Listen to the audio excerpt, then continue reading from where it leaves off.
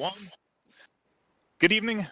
Welcome to the BPAC meeting, Raleigh Bicycle Pedestrian and Advisory Commission on November 15th, 2021. My name is Dwight Otwell. I'm currently the chair of the BPAC, and I'm going to real quick run through the folks on my list and make some introductions here. I'll start with my vice chair, Mr. Nick Neptune. Please raise your hand. We have committee chairs. I see Mr. Joe Caruso, who is the chair of the policy committee. I think I do not, is Pierre on here? He said he might have to miss, so I don't see Pierre. Mr. Pierre Tong is the lead of our planning committee, and Mr. Nick Neptune is also the chair of our outreach committee. So going down the list, I see Commissioner Brian Thomas. Please raise your hand. And I would like to welcome new Commissioner Celise Bravo Taylor. Welcome to the commission. I hope you have a good time tonight. Next up is Miss Elizabeth Alley, Commissioner Elizabeth Alley. I think we have already introduced Commissioner Joe Caruso, and next up is Commissioner Kari Barsness. Commissioner Mary Jo Gellenbeck. And let me see, going down the list. Oh, it looks like Mr. Pierre Tong is on. I don't have any video for him yet. Sorry, I'm trying to get some tech issues worked out over here. Well, welcome. As well, welcome to Commissioner Susan Hatchell. We also have from the city operating the meeting, Mrs. Barbara Godwin. She is also our micromobility specialist. Mr. Eric Lamb in his final meeting as the Transportation Planning Director for the City of Raleigh. I'm glad you could join us. And I believe we see Mr. Paul Callum from, I'm going to shoot, is it the Planning Department or are we the Transportation Department? Sorry, second guess is not too bad, I guess. Transportation there. One of the assistant transportation directors. Nice to meet everyone. I know some of you. Thank you very much. I should have referred to the agenda, but I was trying to play on my feet and I missed. I believe that'll take us through the introductions. Did I miss anybody? Excellent. Next up on the agenda, we will have approval of the minutes from October 18th. Has everybody had a chance to review the minutes? Are there any comments?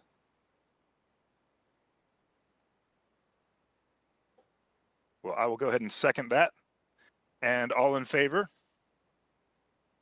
please raise your hand. And opposed, and Mr. Tong, if you're opposed, you can shout out because we can't see your hand. But we'll make that a unanimous vote. Thank you very much. And next, we will be moving on to public comments. And I'll just make a brief statement here. Our vice chair, Mr. Nick Neptune, has been doing a lot of work with the outreach committee over the West Street bike lanes. And he has been in contact with several businesses along the corridor and several other businesses in downtown Raleigh to host a public discussion. So at this point, I would like to turn the discussion over to him as we open up public comments. Mr. Neptune. Thank you, Mr. Chair. I'll keep my sort of opening comment here brief and within the 2 to 3 minutes that's encouraged for all of our guests tonight. But back in October last month, Raleigh Magazine ran an article featuring a business owner from Northwest Street expressing sincere and deep concern about a proposed bike facility along that corridor. And that prompted me and our outreach committee to reach out and to facilitate, tonight effectively. As far as, I think as a commission, we're here as an extension of our greater community. We're all residents, business owners, operators, and folks who care, frankly, about the city and our, bike and pedestrian infrastructure and just, seeing safer streets. But obviously, we're trying to facilitate that in conversation with folks who are operating on the ground, folks who are trying to operate businesses. And, it meant a lot to me to work with our chair and fellow colleagues on this commission to reach out and to, again, facilitate tonight. So I'll just share for the public record a brief note that I extended to the business owners, the operators, the property owners along Northwest Street. As far as I understand it, our city transportation staff and engineers have been trying to determine whether or not the bike facility proposed for Northwest Street is actually still possible, given the way it sort of intersects with Wade Avenue.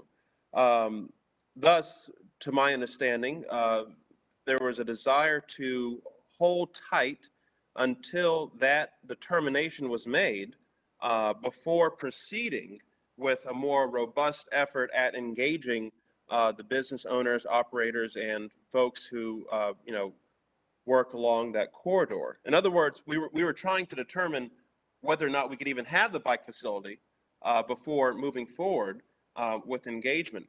Now that said, I do understand, again, as a fellow small business owner and operator who just happens to be serving on this commission, the concerns that could come up from that degree of uncertainty with regard to potential change in the infrastructure in front of your work environment. So, you know, I appreciate the concerns that I came across in Raleigh Magazine regarding the potential bike facility. And thus, you know, I extended on behalf of this commission an invitation to the business owners and operators along the corridor to share their thoughts, their feedback, and even possible solutions, right? Alternative bike facility solutions for the corridor. Because what I certainly found, both in the article and in person, meeting in person with the owners and operators, you know, there's no one there who is anti-bike lane. You know, a lot of the folks there actually they appreciate bike lanes. They appreciate the sustainable infrastructure. They appreciate it as a means to get around. But you know, in the context of owning and operating businesses with very little limited space for parking, either for guests or for employees, there was a real concern. And so at the end of the day, I deeply appreciate this evening hearing as a public comment from the business owners and operators, their thoughts, their feedback, and again, their potential solutions before the commission tonight. So with that said, I think, I guess, Mr. Lamb, if you would open it up for our first public comment, I'd be deeply appreciated. Thank you. So up first, we'll have Mary Sell.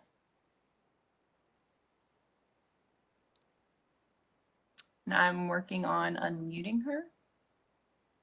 Yep, Can you hear us, Mary? I can hear you. Can you hear me? Yes. Okay, sorry. Good evening. My name is Mary Sell, and I'm the Interim Executive Director of Oaks and Spokes, the local advocacy organization for a more sustainable and equitable transportation system.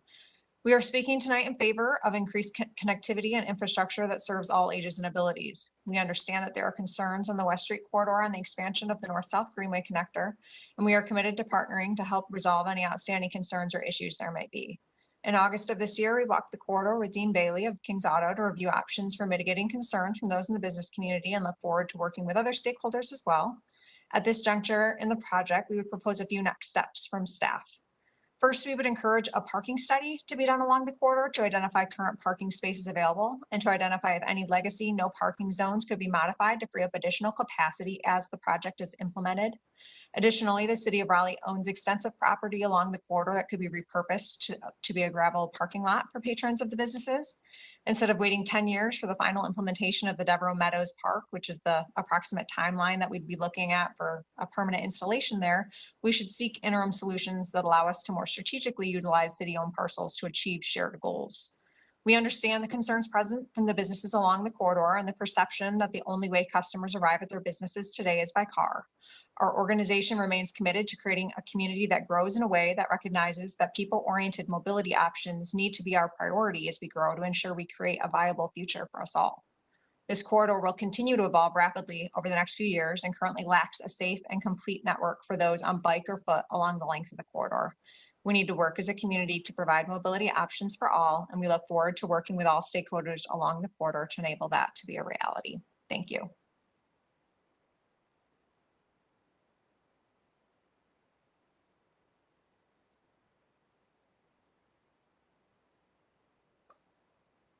Next, we will have Nathan Williams.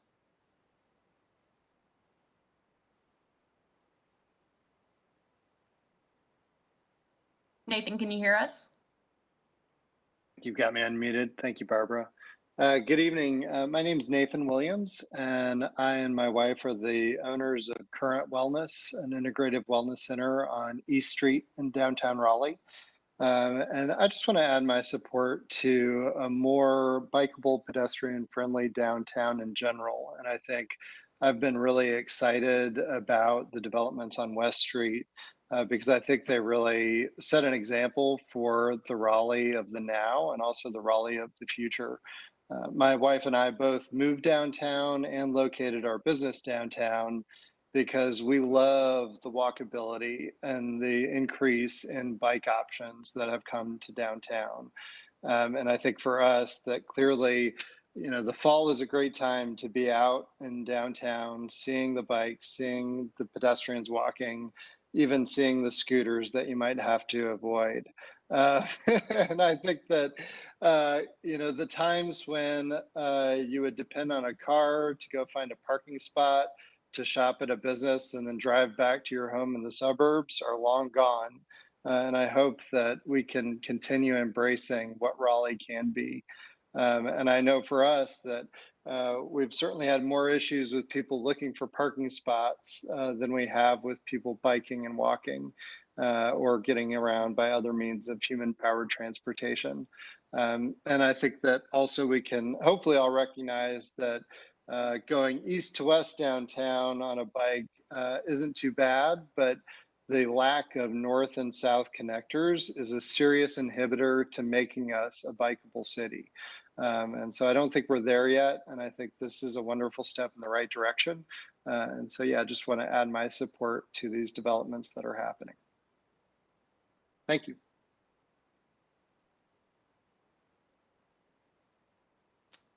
Next, we will have Randy Wood.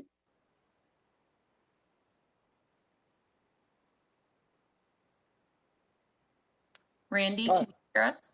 Yes, hi, thank you. My name is Randy Wood. I'm the owner of Knuckle Up Boxing and Fitness Center. I'm located at the very corner of Northwest Street and Peace Street. I would like to speak on behalf of, not necessarily, I wouldn't like to label it as advocating against the bike lanes. I would like to help out and trying to propose some different ideas. And I'm hearing a lot of things like I understand and I feel for the business owners, but to be honest, I mean, that kind of seems like a passive movement to just keep things regarded in certain people's agendas. I heard Nathan just mention walkability for downtown residents, but I think that we're forgetting that a lot of our customer base doesn't come from necessarily downtown residents. Most of our customer base, mine specifically, comes from people who don't live downtown. The parking is obviously the biggest issue. We're very limited with the businesses that we have there existing already and the small parking groups that we have. I heard, I believe Mary was the first one to speak. I heard her mention the proposition of possibly including gravel parking lots or some designated parking areas. I think that's a very good solution as long as they were kind of adjacent enough to where the properties are. Personally, something that I've thought about this issue a lot is something that's kind of coincided with something that's bothered me for a while is the speed limit on that street. I see two big issues. One, obviously that street goes into Wade Avenue. It's also intersecting on the other end with P Street, which I myself have had a lot of dangerous run-ins with. People coming down under that bridge, people coming up from Capitol, they drive very quickly. They don't like to stop. I have a 5-year-old daughter and I live across the street and I don't even walk my daughter across that intersection. I drive in my car because of how dangerous it is. I've had people drive directly in front of us there and even yell at me about it. And I use the crosswalk. My idea would be to propose a change in the speed limit and increasing some 25-mile-per-hour or 15-mile-per-hour speed limit signs. So that way the bicyclists are able to A, get across safely, and B, be able to use the entirety of the street, just like the vehicles would, like a normal downtown avenue. And that way it doesn't interfere with parking. It makes it safer, not only for the cyclists and the pedestrians, but also the businesses as well. I have a very large kids class, a lot of kids following at my gym. And so, I mean, I've got kids ages 3 to 11 coming in all evening long. And I mean, it scares me, especially like I said, I'm a father and I see people flying up and down that street. Obviously, you know, I think that there should be increase in walkable areas and areas for pedestrians to use their bicycles. I'm a big nature enthusiast. I love that the park is coming. I would just really hate to see this impact the businesses that work so hard to be there. And the city is putting in so much work to that portion of the city as being a grand entryway into Raleigh. I would hate to see that diminished because before these businesses were up on that street, it was a very dark avenue.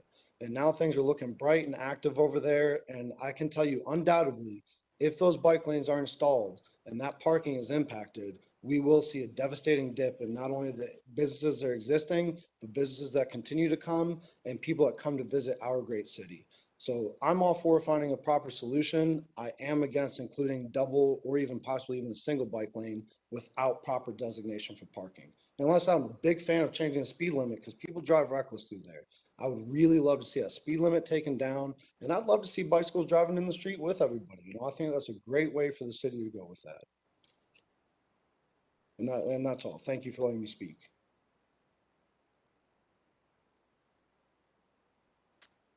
Next, we'll have Adam DeLand.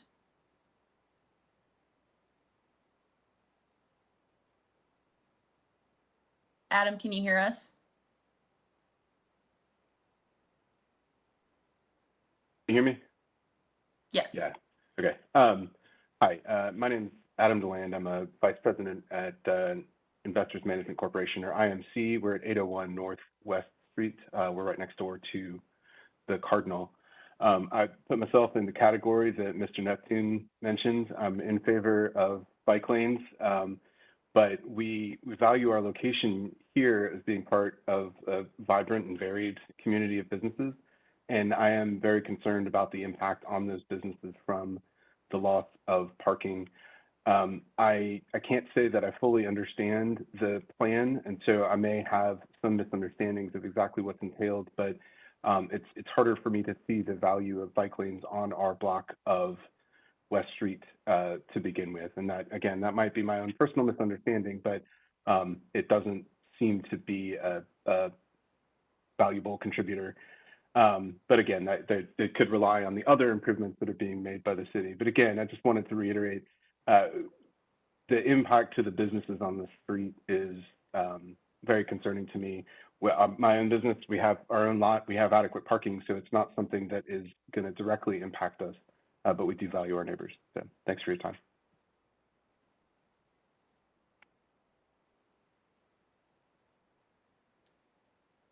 Next, we'll have Kozar Chavez.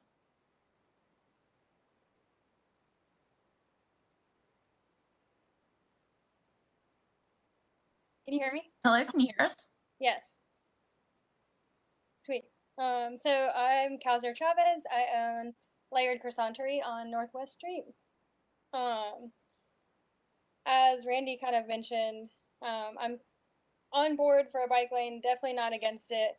But as a first-time business owner on that street, well, in general, and on that street, a huge part of my customer base, like massive part, as mentioned, is not coming from like locally or walkable distance or bikeable distance. And you know, I'm very close with a lot of my customer base and very aware of that. I mean, I have many people driving from out of town and, you know, several parts of North Carolina. So it is very concerning to know that we could potentially lose that parking.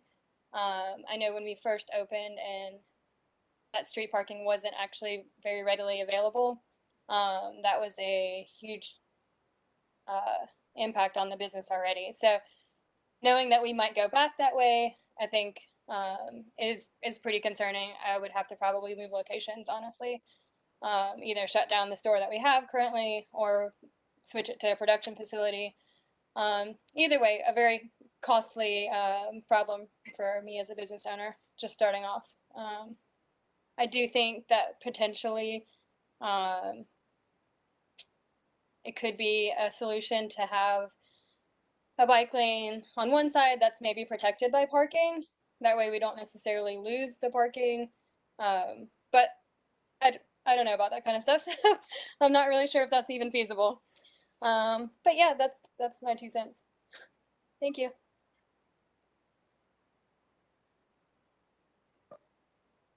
And we do not have anyone else signed up to speak.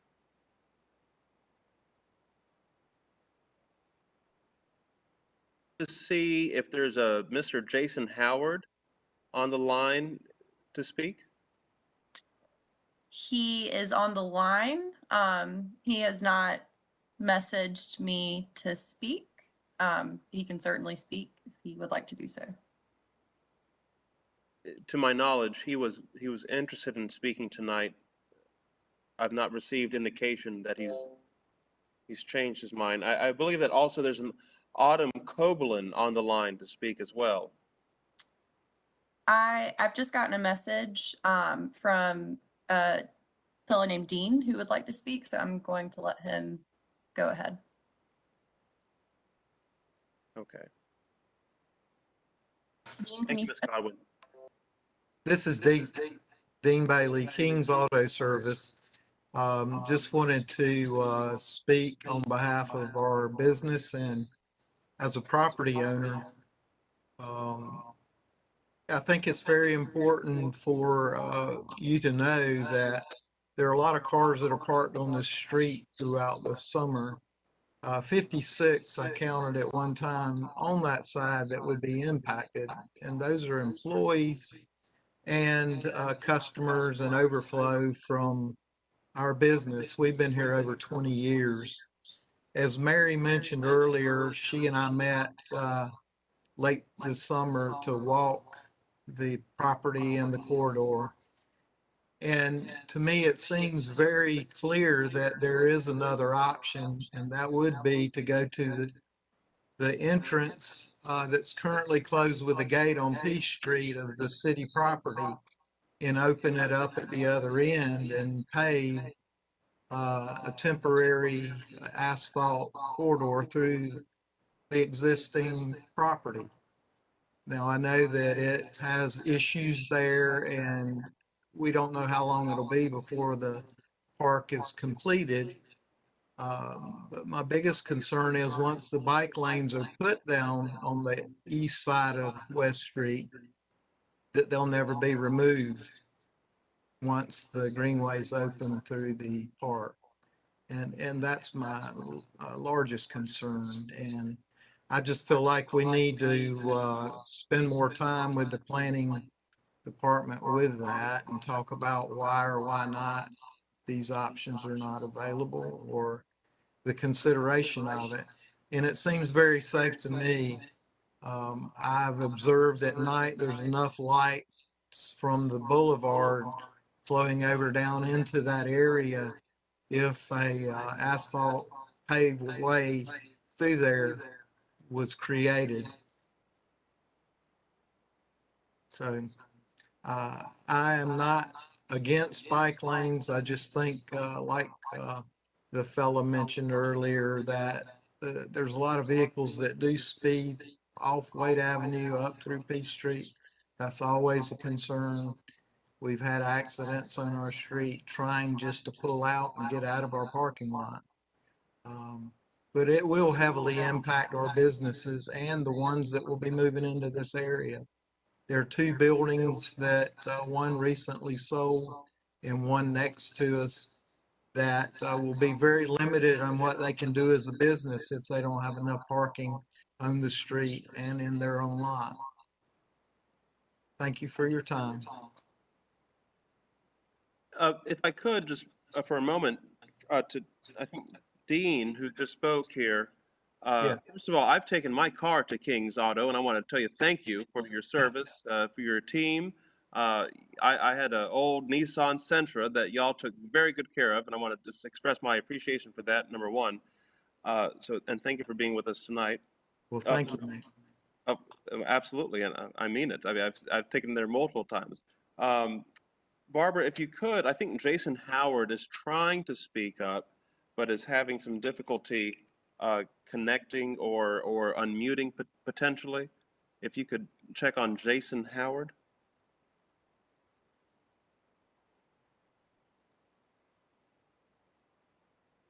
Jason, can you hear us? Ann, can you hear me? Yes. Thank you. Okay, I'm going to make this short. I've been asked to read a statement by a business owner that can't be here tonight, and that is Dane Piper from Piper's Automotive. To whom it may concern, my name is Dane Piper, owner, operator, proprietary owner, and proprietary taxpayer of Piper's Automotive at 1119 Northwest Street. I would like to express my total opposition to the two-lane bike lane proposal on our street. We use the street for employee parking, overflow parking, and after-hours parking. For leaving, receiving after-hours clients' vehicles, we would appreciate if the city recognizes the business property owners' thoughts and needs. Thank you for your time. Let me just start by saying this. I think all of us are not anti-bike lane. I think there's a time and a place for bike lanes. I don't think now is the time, and I don't think West Street is the place. And I'll tell you exactly why. You know, I love this city. I've opened up a lot of things in this city, and I like to go to the neglected areas of this city and try to be a part of the growth of this city. And one of the big reasons that I came to West Street was the proposed park that had a beautiful bike lane right down the center of it. As far as timing goes, we just went through COVID as business owners. Especially in my line of business, we almost lost everything. You know, we've been forced into borrowing money from the government. We've been forced into taking grants. You know, we've been forced to shut down. We've had to do curbside. Right now, it just seems completely illogical to even be having this conversation about taking away parking on a street that has no parking. We need to be talking about how do we increase parking. Now, I understand the need for a bike lane, but that bike lane was proposed to go through a park, okay, that the city of Raleigh owns the land to, that has the resources to build a temporary bike lane through that park, not on our street. Now, I'm not going to be as reserved as most of the people on this session right now, because they're probably afraid to say what they're feeling. They're going to lose their business. They're going to pack up their stuff and they're going to leave. Okay. I can go ahead and tell you of 3 people I know already that will not renew their lease if this is going on. I already know of 2 business deals for purchases of buildings that squashed the deal because of a bike lane that serves 14% of the population. And how much of that 14% of that population go to these businesses? Do you see where I'm getting at right now? You know, we barely have enough parking as it is. And to take away 1 parking spot would be just, I mean, just mind blowing to me. Okay. So I'm just going to, the short answer for all of this, I want everybody to be able to get a bike lane and do whatever, but taking parking away from that street, I will pack up all of my stuff and go. I would rather lose the $750,000 that I put into this street than sit there and work for the next 10 years to break even and never make it back. Okay. I mean, it just blows my mind. I mean, you can ride downtown right now and I can count on both of my hands how many bikes I see on a daily basis. This is ridiculous that we're even having this conversation. I appreciate the time, and that's all I got to say. Godspeed.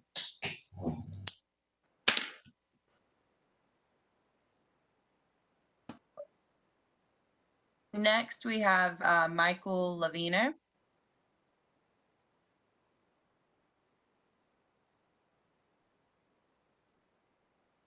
Michael, can you hear us? Solutions. We are an office tenant at 707 Northwest Street. I am also an investor in the 500 West Peace Building, 707 Northwest, 713 Northwest, which is the Cardinal, and 911 Northwest Street, which is the Rainbow Building. Redeveloped those properties along with Atlas Stark. So Jason and Kauser are the tenants in those buildings, and they will be leaving. So when you multiply something by 0, the answer is 0. You'll have a bike lane that leads to a cement batch plant. So, you know, the gentleman that owns the gym, who I believe is Britt Guerin's husband, they're avid bikers. But as a business owner, if I lose parking on the street, since there's no parking for my business, I would have to pay in excess of $1,400 a month to park at the Peace Building, which is quite an excessive amount of money. But obviously, being a business owner, I'm lower on the pole than most people. So there are options. You know, Atlas Stark and ACS have made efforts, and we wouldn't mind making some sort of private investment in a temporary bike lane that goes through the empty lots that will be Devereaux Meadow Park.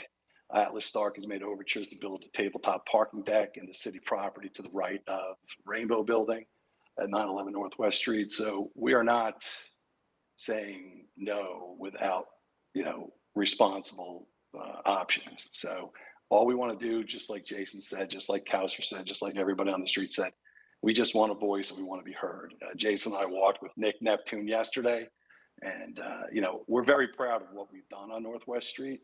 And I believe the bike lane will terminate in bring it back to what it was in 2013, which was about 15 people making minimum wage, as opposed to the hundreds of people that make, you know, a vibrant community of tech and engineering firms and architecture firms and hospitality. So it's a vibrant street that relies on parking, and also the, you know, when you cross Peace Street and come onto our side of the block, parking is a condition of your business. Without the parking lot between 707 Northwest and 713 Northwest, the Cardinal wouldn't exist. So they needed that parking lot to open. So, you know, as much as we all want to ride bikes and be sustainable, driving in Raleigh is not going to go anywhere. It's here for the foreseeable future. So we just want to be heard, and that's all. Thank you.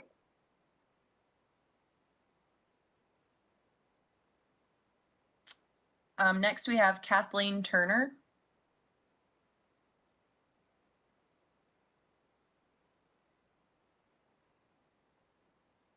Kathleen, can you hear us? Yes. Yeah, I just wanted to speak of actually a customer of the Layered Croissantier. It's like pretty much my favorite bakery place in Raleigh. And I actually walk to everywhere in Raleigh. I am a pedestrian, and I found that that particular street is actually quite hostile to pedestrians. I feel very vulnerable to cars that are coming through. I just do it because I'm just like, I don't care. Like, I will literally stand in front of a car if if it feels like it should be like over me. And I think that, in fact, having the street be dictated by the parking spots actually limits your number of customers, because literally the people that could approach your business are literally limited by the number of cars that could actually park there. So if you make it accessible to pedestrians like me, who would feel safer like going all the way to the end to the Croissantier, or cyclists, that'll actually expand your capacity to customers. And I think it's quite it's quite short-sighted to hear this from businesses, and I understand the struggle of businesses, especially after Corona. But at the same time, I think it's really important to like look forward and understand like that there are more customers than those who just drive cars. Because the reality is that we're just, I understand that we vote with our money, and if there are other businesses who open up that are similar to yours that have more accessible cycling routes or pedestrian routes, they will win over you because you don't have that accessibility like available to you. And that's all I have to say. So also, my partner would like to speak, but he didn't log in separately. So should I wait for the next person and then we could speak after, or could he just speak? No one else has signed up after you, so they can go ahead and speak. Okay. Excellent, thank you. My name is Asa Budnick. I'm a grad student at NC State University, and I cycle daily throughout the city. That's how I get around. That's how I prefer to get around. I recently moved from Cambridge, Massachusetts, and the bike infrastructure there felt a lot safer. Every day I felt safer.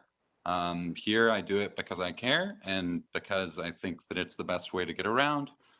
And I can say that I make my decisions of where I go and where I spend my money on a daily basis based on where there's a bike lane. Additionally, I encourage the business owners who voiced their opinions today to do a little bit of research.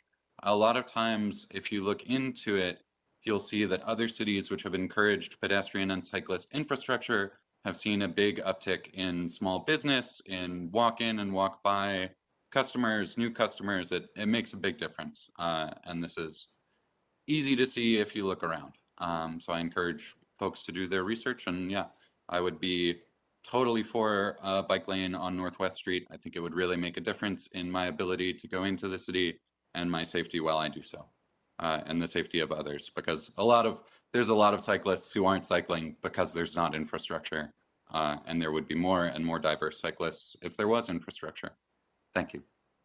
Yeah, sorry, as Kat, the earlier speaker, I am for the bike lanes. Thank you. Didn't make that clear. That's it. Could you or Mr. Lamb share an update on where we are with this proposed bike facility on Northwest Street? As far as, the design or the feasibility of it all, again, my understanding from, conversations with staff in the last 30 days is that we were trying to determine with our engineering team whether or not we could even have a bike lane on Northwest Street. So could you or Mr. Lamb share an update on that, please? Sure. And the design that was being contemplated would look at removing all of the on-street parking along the east side of the street between Wade Avenue and P Street. Mr. Neptune, I think in your original comments, you mentioned the design issues were around Wade Avenue. Actually, the design issues that we're experiencing are around the P Street intersection. One of the challenges with designing any type of bike facilities is how you transition at intersections. We've pretty much got everything worked out at Wade, and a lot of that was taken care of when we worked with NCDOT to rebuild the interchange there and included the connection underneath the bridge as part of that. The Capitol Boulevard Corridor Plan established a framework that would create this parallel greenway facility along the Pigeon House branch and facilitate access into the 5 Points area. And so that's when someone asked earlier about why are we doing this? It's part of an overall strategy that so far we've done piecemeal as individual projects have come along. We've been working for the past couple of years on the implementation of facilities south of P Street along West and Harrington. Phase 2 of that is getting ready to go in now. That also includes the removal of some on-street parking spaces along those streets south of P Street. So we're very sensitive. As the commission can tell from the comments tonight, there's a lot of diversity of opinions and different perspectives here, and we very much respect that. Our charge is to make the city a more walkable and bikeable city for access, but not necessarily at the expense of the business community. So it's a lot of balancing that we often try and do, and that's part of what this dialogue is about. We started the conversation to look at potential feasibility, recognizing that the long-term solution is to have a dedicated greenway trail through the Devereaux Meadow Park when that facility is complete. But from a timing standpoint, as was mentioned, that's going to be a number of years out based on the rate of park planning and the complexity of doing the work within the floodplain and the environmental issues associated with the site. There was a comment previously about what if we look at doing some type of temporary facility through Devereaux Meadow. Mr. Black and I did go out and walk that site and look at that. There's some significant changes in both pavement condition and elevations and such. It's not it looks like it would be a simple retrofit, but it's not. So there's also a security issue, as there is much of the site that it's a demolished city maintenance yard. As such, there's a lot of I would say adverse materials. The site is fenced off for a reason. So if we were going to build a greenway through the site, we would probably have to put a fence around that to prevent people from walking around the property and be a potential hazard to themselves in that situation. But as of right now, because the solutions at P Street went beyond just paint, we were going to have to look at making modifications to the back of the curb to allow for queuing in the sidewalk area. That becomes instantly a more complex project as it relates to hardscape. Similar to the conversations we've had about the bike facility on Faircloth. So once we move beyond just a simple change in the paint and markings and traffic control and start to do any type of concrete hardscape work, that becomes a significantly higher hurdle for permitting and design that we have to follow through. So, yes, sir. Oh, just real quick. So it sounds like you and Mr. Black took a walk through the, I guess, proposed Devereaux Meadows Park to determine whether or not you could have like a temporary facility there. And it sounds like with fencing, it could possibly be done. Did I hear that correctly?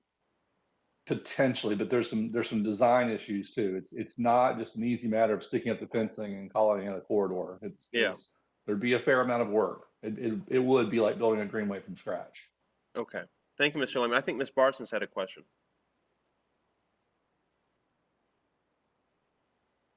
Yep, thanks, Mr. Neptune. My question is, what is the timeline for having Devereaux Park be implemented as a park? I know they've completed the phase 1 environmental work, but as of right now, the park itself is not funded. I don't believe I would have to check with our staff in Parks and Recreation. I don't believe there's been any allocation of funding for the park proposed as part of the discussions of the parks bond that's currently being discussed. And I believe the time frame that's been talked about is a 6 to 10 year time frame. Oh, okay. I didn't realize it was that far out. Okay. All right. That's helpful. Thank you. And so there wouldn't be any reason, the question about, as interim nature, that we certainly could restore the parking once the greenway through the park was completed. We look at West Street as primarily an interim measure, and a direct connection between the facilities we're building within downtown and the facilities now laying the groundwork for the connections into the 5 Points area. All right. Okay. Thanks, Eric.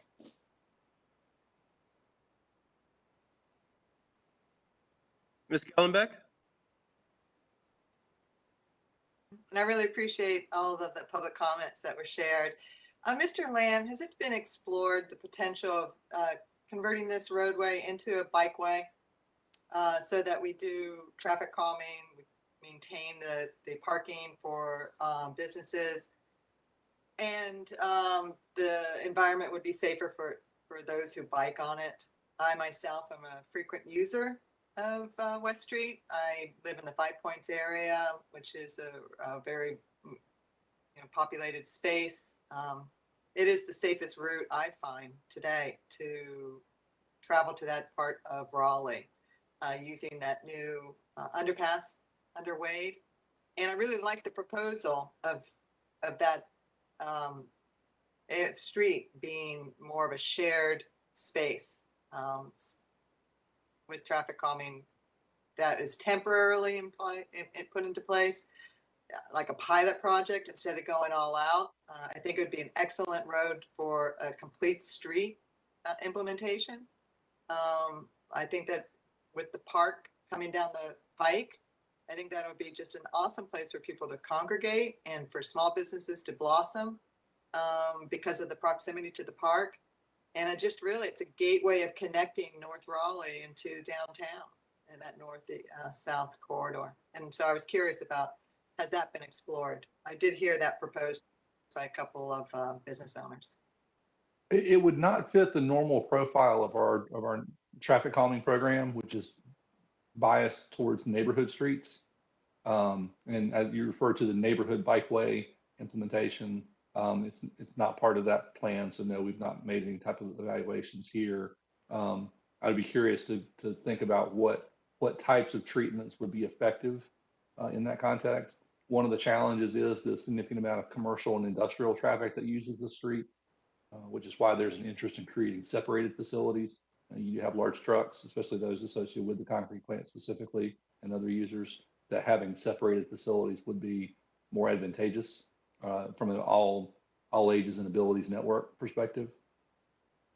Yeah, isn't that primarily on the more north side of that roadway? My understanding is that those concrete vehicle trucks don't go travel south on West Street towards Peace Street.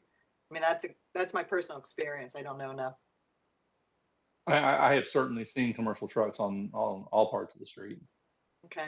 I can describe the specific activity of the concrete plant.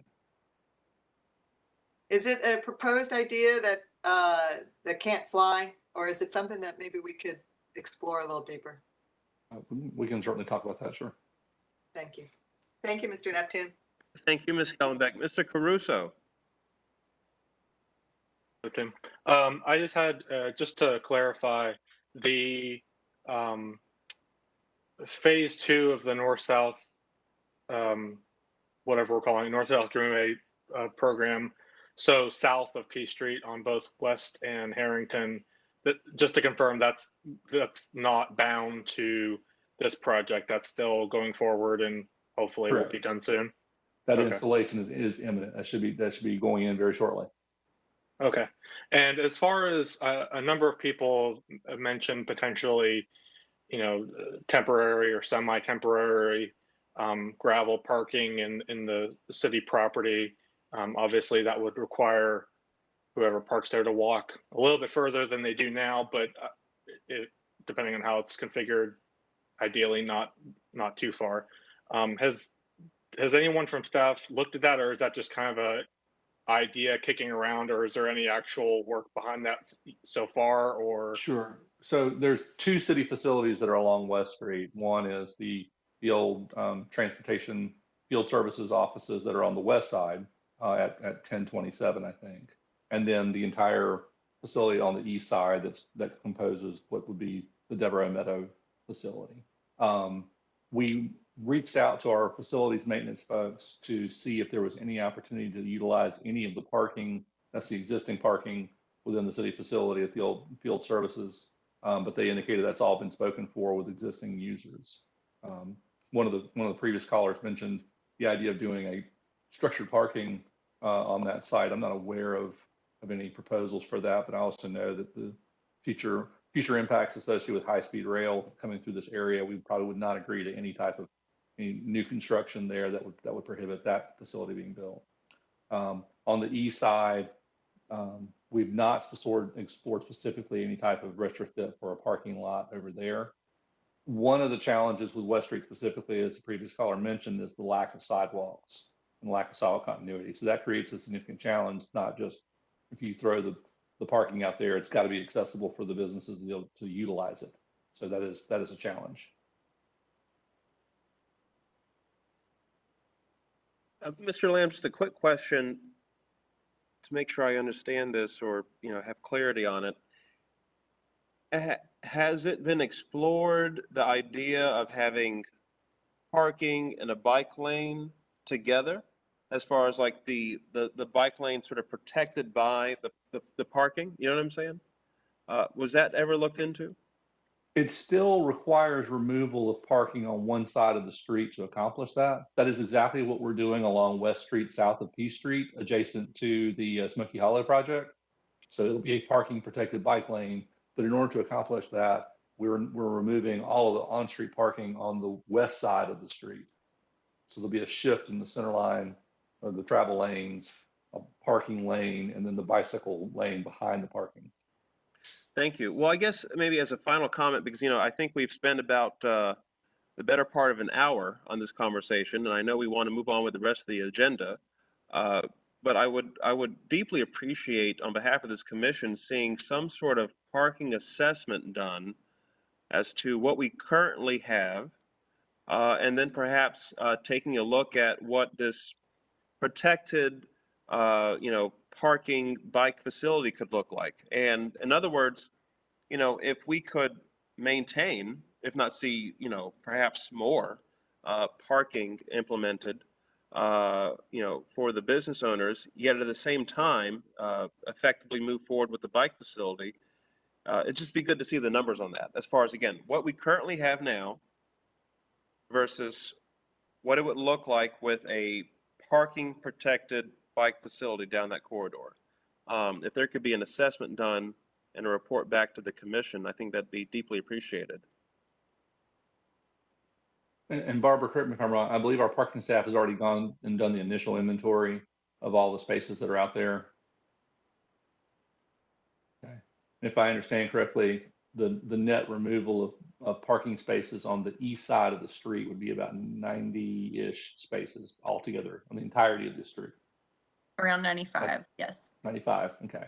So if you were to remove all the parking on the west side of the street and go back in with a parking protected bike lane on the east side, it would probably increase that number just based on the way that we design parking protected lanes and where the gaps have to be for driveways and such.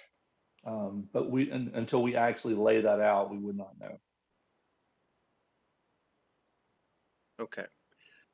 Thank you, Mr. Lamb. Thank you, Ms. Godwin. Mr. Chair, I'd like to turn it back over to you. I think we've, again, for the better part of an hour, had a healthy, robust conversation about Northwest Street, and we'll continue to do so. I think the bottom line is you've got folks who are seeking to operate their businesses in conversation with the growth of the city. You've got folks here who want to see the investment and expansion of bike and pedestrian friendly facilities across the city. But again, that's in conversation with folks who run businesses in the city. we share space together. We're sharing space. And so as we continue to share space, we're going to have to share in the investment, the expansion, and the implementation of it all. And as long as we continue to remain engaged and in conversation with each other, I think that we can find a way to seek this, again, the sort of the growth and the development of our community in a fashion that is a service to all of us. So I deeply appreciate the work of our city staff, Mr. Lamb, Ms. Godwin, and the rest of our folks with city transportation. But I also deeply appreciate, the work of our small business owners who've invested their time and their energy in creating space for community connection and frankly for jobs in our city as it continues to grow. But finally, I'd like to express appreciation for Mr. Otwell for allowing me the time and the space to facilitate this conversation tonight. So, Mr. Chair, I pass it back over to you. Thank you. Thank you very much. Thank you very much, Vice Chair Neptune. I appreciate you doing the work to have these conversations, and I'd like to thank all of the members of the public who took your time tonight to come and share your voices. That's a significant effort, and we appreciate it. Thank you very much. We will move on to the next agenda item. I would like to make a quick note. Earlier, I should have noted an update to the agenda that we will be postponing the updates on the, oh, help me out, Ms. Godwin. It was in the staff reports. Yes, the update to the neighborhood bikeway prototype has been postponed. The signs. We haven't heard back yet from the signs folks. Thank you. So if you're waiting to hear from that, you can leave now because you're not going to hear it today. So, but besides that, we will move on to the Six Forks presentation. But first, let's take a 5-minute break, please. It's been an hour. Let's everybody go ahead and turn off the cameras and your microphones and be back at 7:05, and we'll pick up with Six Forks.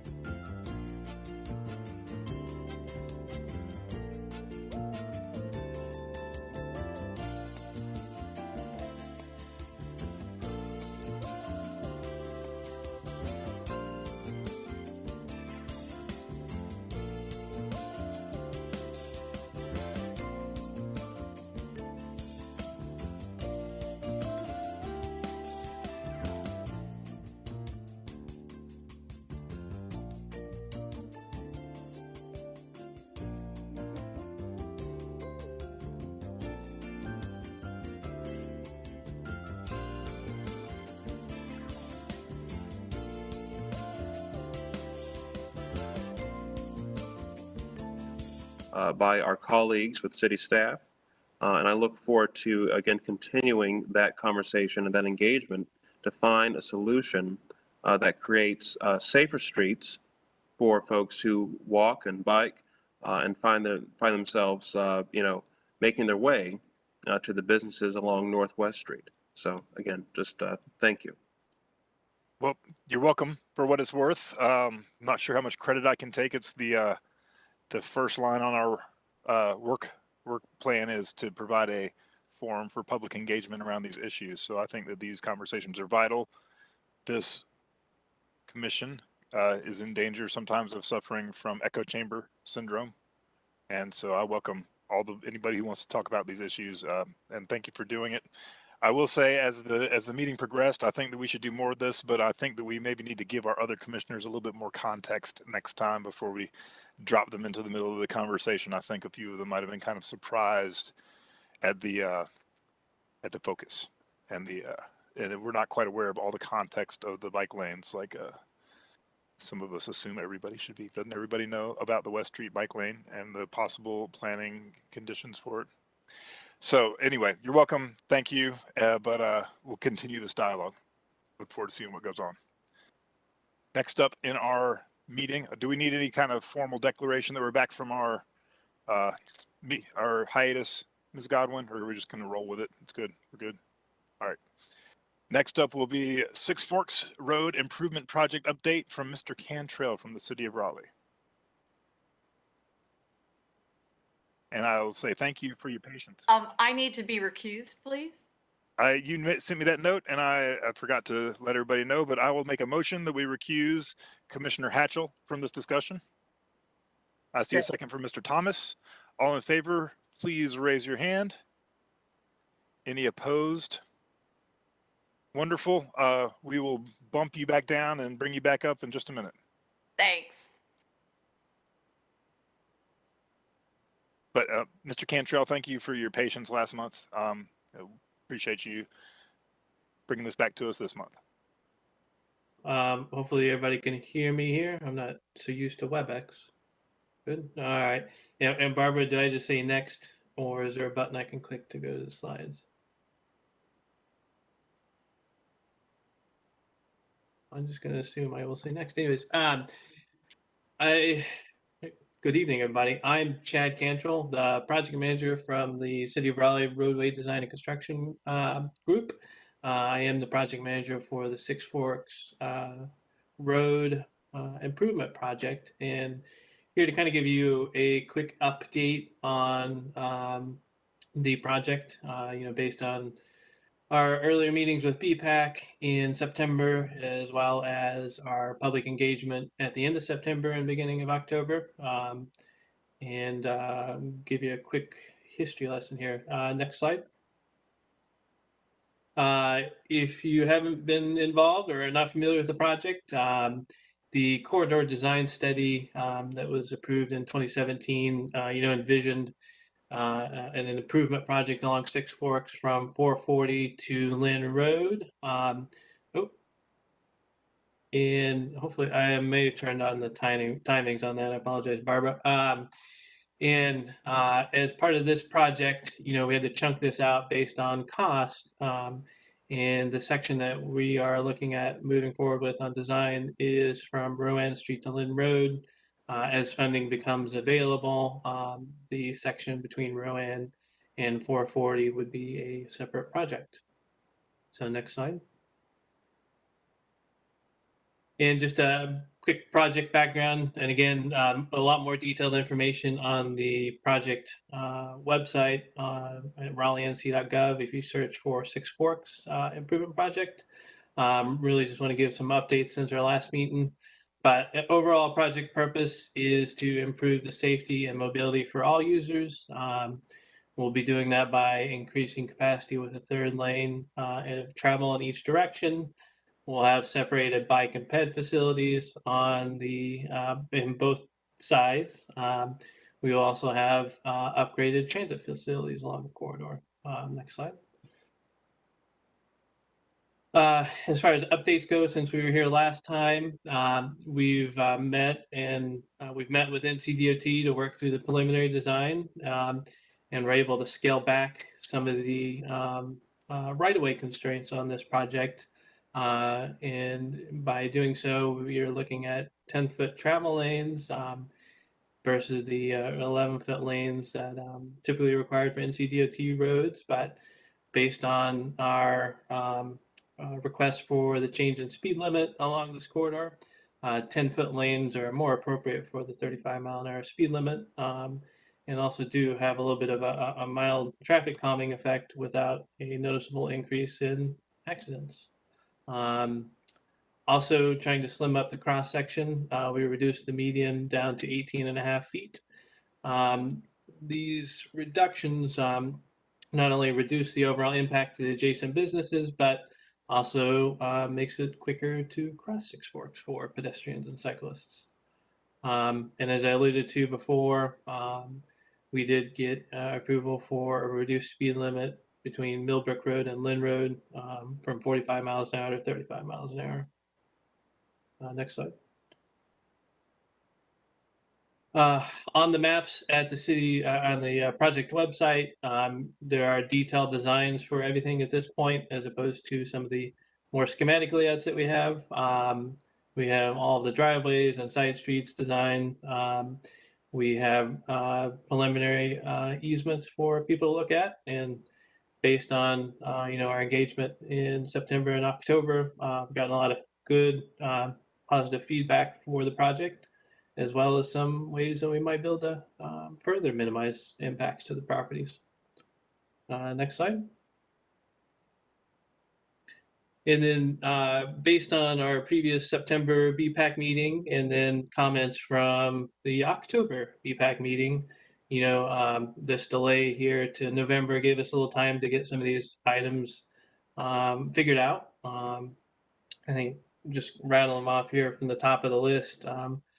Some of the major comments that we got from BPAC over the last 2 months were how we're handling the transitions of the bike lanes at the end of the project.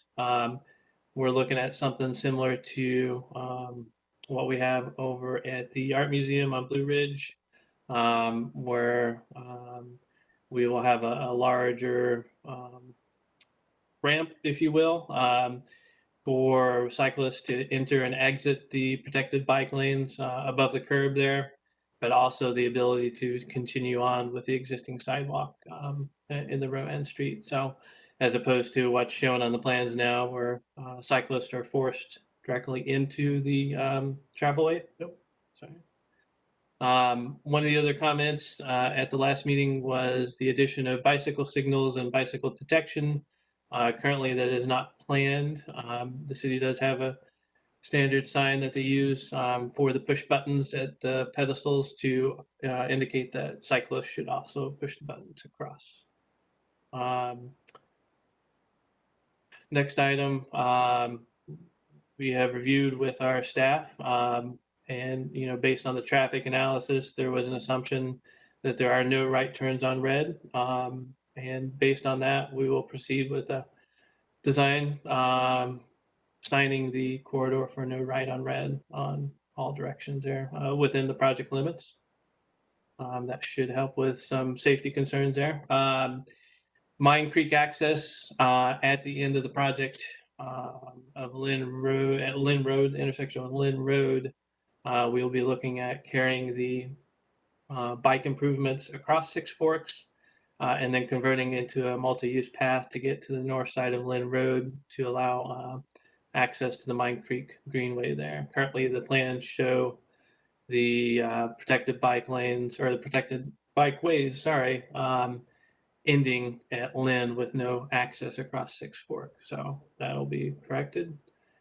Also a comment about improving access to schools for children wanting to walk and bike to school. And I actually met with Wake County Schools 2 weeks ago and started discussions with their planners on how we can make that happen.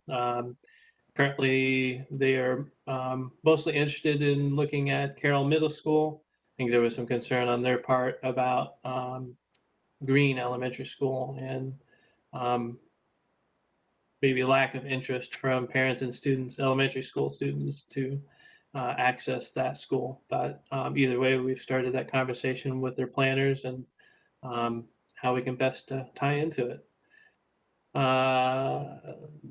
Next item down, there was some discussion last time about the slip lanes shown at Lynn Road, at the intersection of Lynn Road and Six Forks, and potentially raising the crosswalks at those locations. And unfortunately, that was an item that would not be approved by NCDOT. We are still in their right of way, and some items we are not going to be able to get approved by them. And raised crosswalks is something that at least our initial discussions with NCDOT indicated they would not approve. And final item, kind of shown on the image here in the corridor, or on the right-hand side of the screen. There's some weird jogs in the pedestrian sidewalk, highlighted in yellow here. So that was one of my early comments on the plans.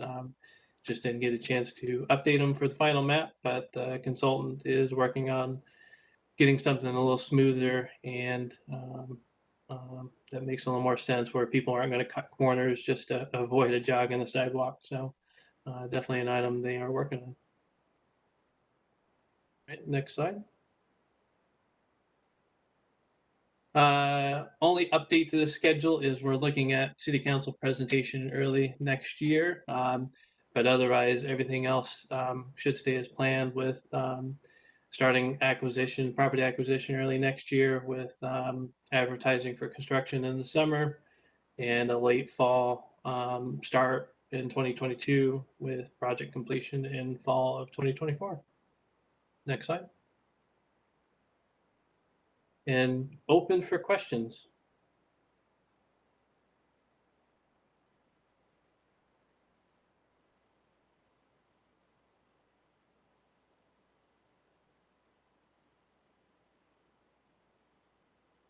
You're muted, Dwight. And what about now? Anyway, I was being very eloquent, but instead I'll just turn it off to Commissioner Alley. I see you have your hand up. Mr. Otwell, Chad, first I wanted to commend you for the positive changes I'm seeing to this plan. From what I hear, you all are really listening to feedback, and I wanted to say a heartfelt thank you for that. I know it's hard to change these projects once they get going, especially when you're threading the needle with VMTs and the NCDOT and everything like that. So hats off. My two questions were about the ped heads and whether or not the walk signals are user activated only, or if they'll be coming on regardless. And also, along with that, what the timing is, whether or not there'll be sufficient time to cross what is a very large road. Yeah, I can answer the first one pretty easily. It will be user activated, I believe, and Eric can correct me if I'm wrong with my terminology. I believe it's called recall, where they automatically kick on, and we only do that in the downtown corridor, downtown parts of the city. And then the second question is that'll be something that we look at as far as signal timing during our final steps of design here for signal design, to ensure we've got adequate time for crossing the road, especially at the Capitol Towers pedestrian crossing. So that's right. Yeah, we have some, I would say, all ages and abilities users in this corridor already crossing what's a very hostile road, even in its narrower configuration. So if we can make that timing as generous as possible, and I would encourage, and this might be just a general city policy, that we start considering not having user activated signals, especially in our growth centers, right? We're talking about a corridor just south of this project delineation that'll have up to 40-story buildings. And if we don't start making places that dense, walkable and bikeable, then they're just vertical suburbs. So and we need the street infrastructure. The details matter in that. So just putting on record for that. And then my second question, and this is my final one, was about street trees and whether or not we can fit some either understory or ideally canopy trees between that bike lane and the sidewalk. It seems like they're out of the recovery zone for NCDOT and would go a long way towards making this a place that's not just possible to bike and walk, but actually pleasant to bike and walk. I can ask Susan after the meeting there when she gets back. But yes, I think that would be the goal. Right now, looking at clear zone requirements, the street trees would need to be located pretty much at the back, or basically at the back of the planting strip between the bikeway and the pedestrian walkway. And having walked out there without many trees, and in the summer, I would say It's hot and loud. yeah. So it'll come down between, I think, a couple of constraints that we'll obviously work with Susan on and the design team in the clear zone, as well as the overhead lines that we'll have to deal with for Duke, and then any site constraint issues with driveways or accesses to businesses. Yeah, I worked many moons ago when I was wearing a different hat. I worked on this project when it was a corridor plan. And I remember that one of the main selling features of design workshops, renderings of these streets. And one of the reasons it really kind of went forward with some, I guess, the grumbling blessing of some of the neighborhoods was that it would be a lush and kind of beautiful corridor that also served high volume traffic. So to the extent that we can honor that, I sure would appreciate it. Thanks for your work.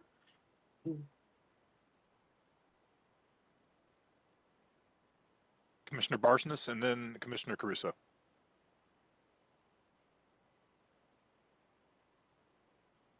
Thanks for the presentation. It was very helpful.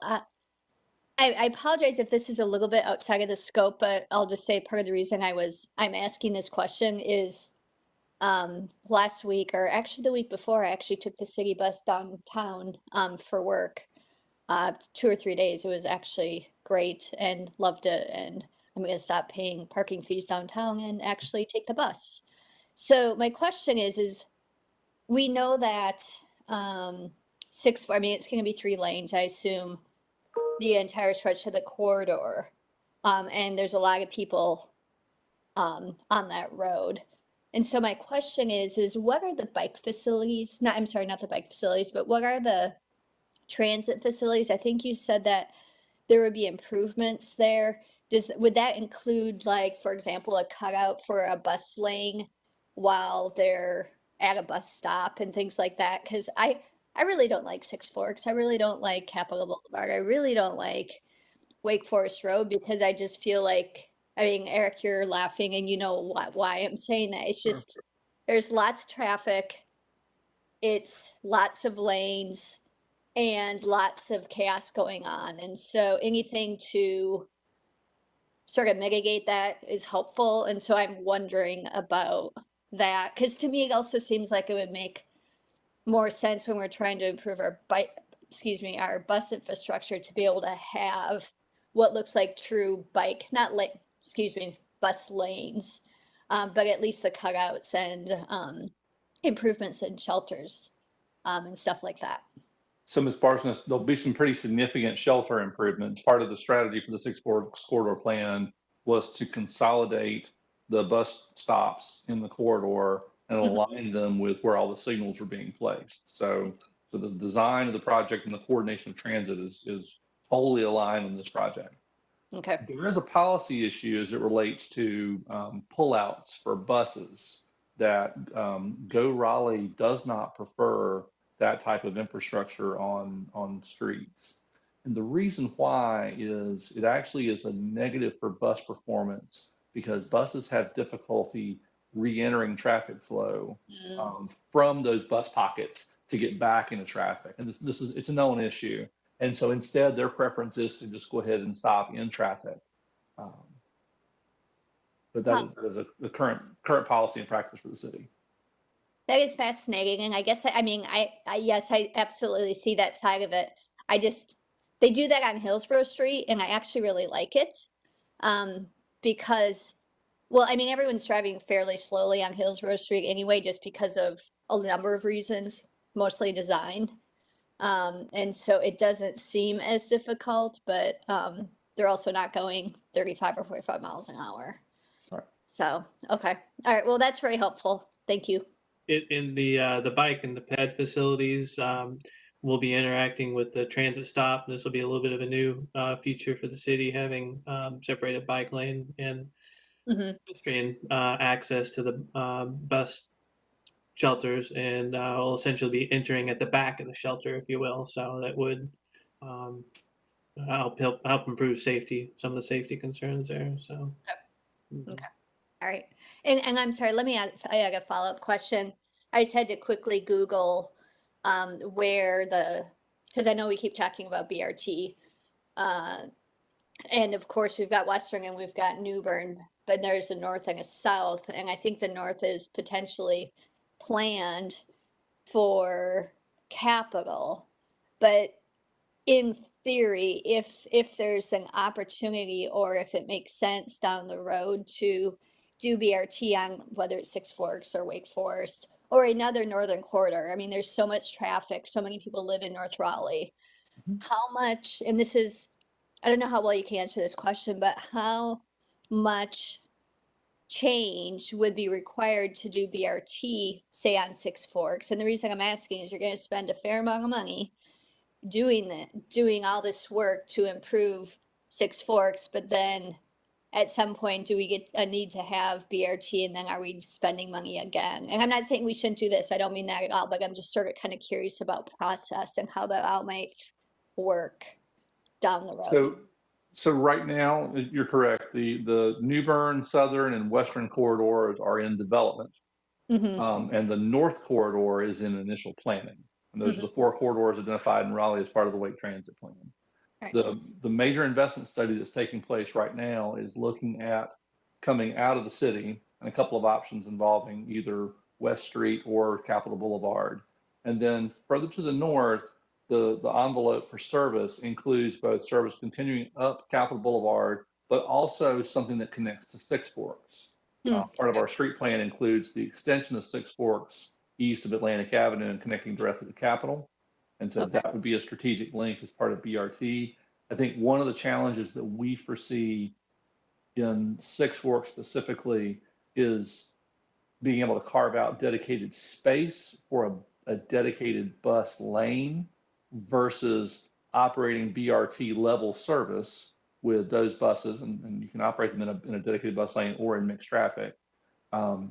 But the idea of taking that service up Six Forks and connecting it to what's planned to be a significant transit hub at North Hills. North of North Hills, there's not any discussion about BRT right now. All of our discussions to date have been about conventional service.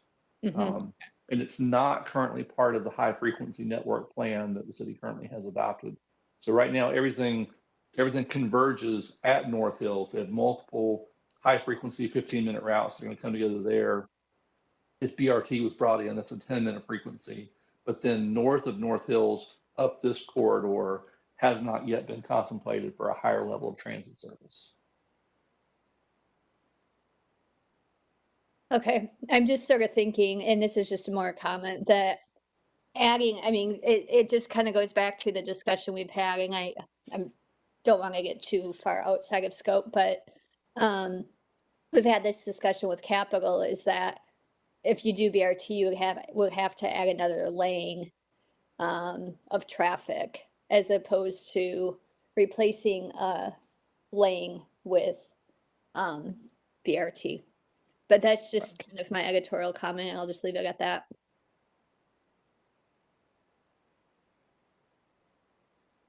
I believe up was Commissioner Caruso. Yeah, first I just wanted to echo Commissioner Alley's comments and thank staff, all of the city staff that has worked on this project for many years at this point, and all of the improvements that have been made since we've last seen it. You know, I think many on this commission would rather this stay a 4-lane road, but considering that that's really just not in the picture, I'm very happy to see a number of the improvements that were that NCDOT agreed to really improve this project, including the 10-foot lanes and the speed limit reduction. One thing I did want to get clarity on was the mention of the slip lanes at Lynn Road. Was that you mentioned the raised crosswalks, but did the DOT agree to those removals, or what is the plan with the slip lanes at that intersection? Just because of the two streets, Six Forks and Lynn, and the angle that they were converging at, slip lanes were warranted at that location.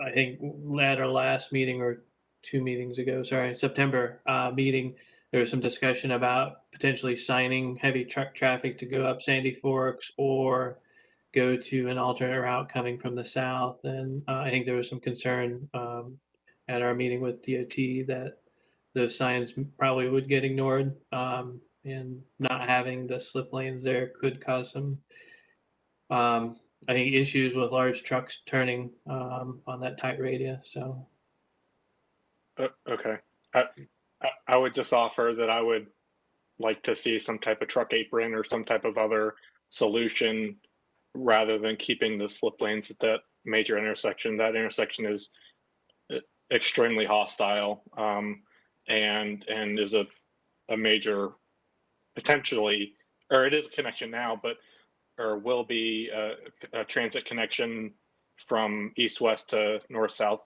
bus routes. So hopefully we can do something with that in the future. As far as crossing distances, I guess mainly the intersection at Millbrook and Lynn Road, it looked like, I guess to stay within the tight right-of-way, there's no real, the median is, a couple feet. So I assume it's planned to, the pedestrian or cyclist is planned to make it in a single phase. We're not requiring people to kind of hang out in that little 3-foot section. yeah, and I think with the reduction in the median, we're still looking at a 6-foot refuge at that location. So it still meets NCDOT requirements, but I think as part of the signal design, that would be something we'd take into consideration if, and maybe Eric definitely has a lot more background in it than I do, but I would imagine we'd still look at some kind of push button pedestal and the median for that location in case somebody didn't make it fully across. As an option in case someone doesn't meet the standard Mhm. crossing times. Yeah. Chad, I think the one exception to that is the crossing is the mid-block crossing at the towers. Yep. Because I think that's going to be a 2-stage crossing if I read the design correctly. We were actually able to reduce that. Zigzag, I think, was one of the comments that had come out from an earlier meeting. So that could still be a single stage crossing there. Okay. And I haven't seen the full schematic diagrams and everything, so maybe this is included, but are there plans to either close or remove or reconfigure a number of the driveways on Six Forks? I know kind of, especially in the southern end, there's quite a number of private driveways in there. Is that part of this plan, or will most of those stay intact? They will, but I think one of the comments that we heard loud and clear was that we don't want the bikeways and the sidewalks dipping down for every driveway. So part of the plan is to keep everything at the same elevation for bikes and peds, and then do a standard commercial driveway cut for the driveway. So essentially, bikes and peds will stay at an elevation, and the the vehicles will drop down to the street level. Okay. And my final comment is I would, as Commissioner Alley mentioned, I would also really like to see if possible, the street trees planted on the inside, effectively buffering between the bike path and the traffic.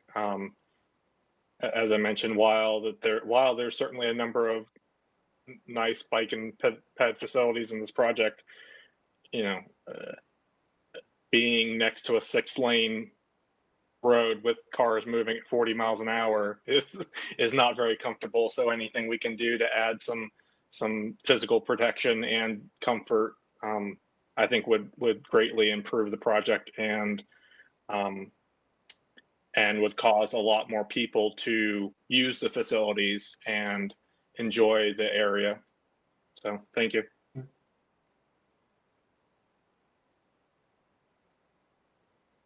Wonderful. Commissioner Gellenbeck. Yes, thank you so much for the presentation. I wanted to reiterate what Commissioner Alley had asked about, and that is the PED buttons.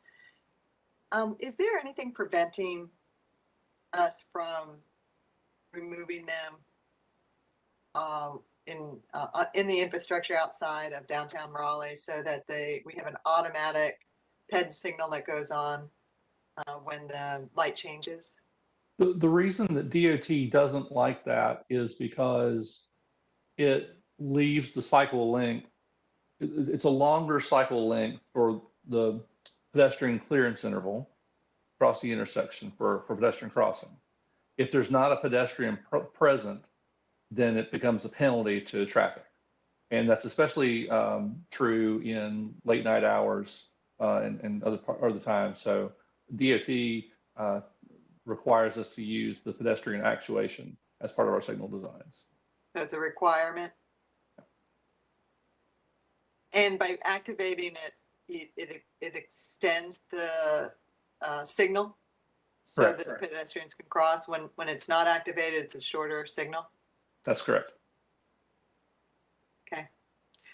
I also wanted to ask about the width of the crosswalk, the white crosswalk and the green crosswalk.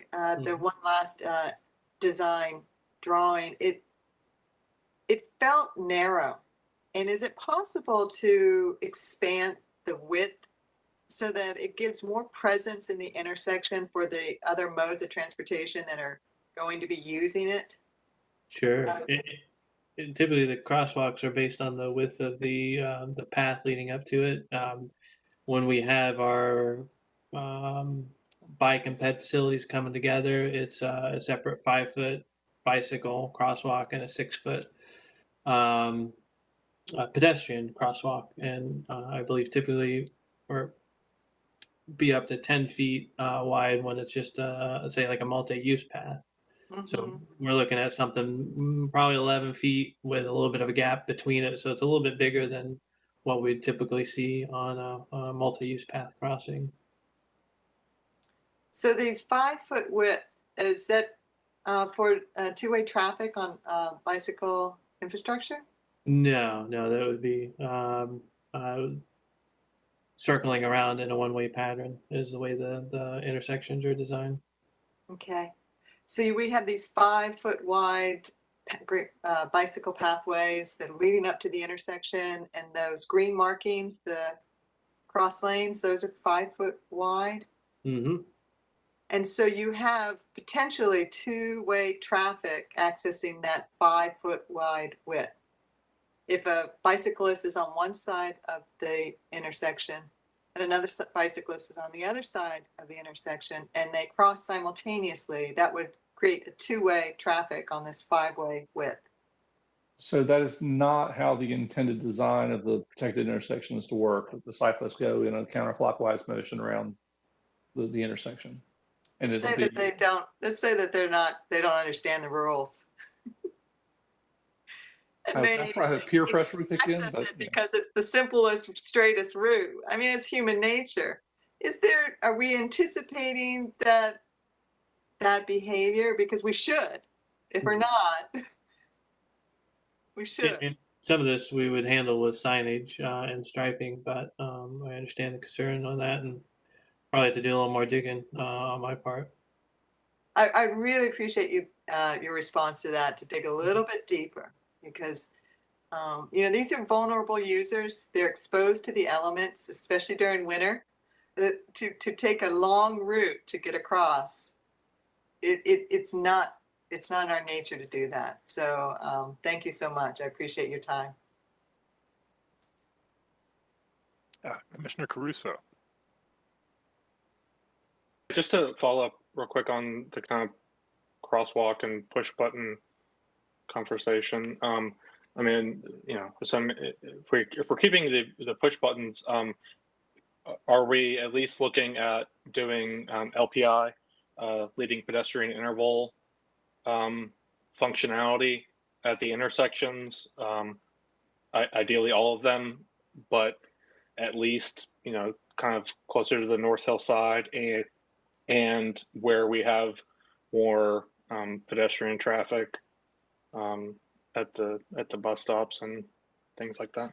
Yeah, and we had an earlier discussion on this, and with the signing it as no right on red, it was kind of felt that the LPI wasn't warranted at that time. So let me, I can follow back up with them on that. I think just having the, it was almost kind of a, I wouldn't say a cross purpose, but a duplicative effort with the no right on red to have the LPI. Yeah, I just, you know, with this area being so auto-oriented, and I know a number of areas in the city have no right on red restrictions already, and they're not always used. So, I mean, I have a feeling that a red light is generally more effective at holding traffic back than a sign that says you can't turn on red. So, hopefully we can look at incorporating LPI at some point in the future. Thank you. Commissioner Gillenbeck. Thank you, Mr. Otwell. Thank you, Joe, also for bringing that point up. But as a bicycle rider, when I do approach intersections, I do use the ped button to activate it because I find it more safe for me to travel in the pedestrian crosswalk at times. But the location of those ped buttons are not conducive to bicycle riding. Are you considering the location of these so that it is conducive to not only pedestrians, but people in disabilities and people who are riding bikes, so that it's convenient and easy for them to access without having to get off of their bikes or reach hard reaches? Yeah, it's something we can look at as we get further into design. We are going to be kind of held to the ADA requirements on location of those pedestals nearest to the pedestrian crossing. So I think it would be something definitely we have to get more detail on as we get into design. Thank you again. Yeah. Commissioner Thomas.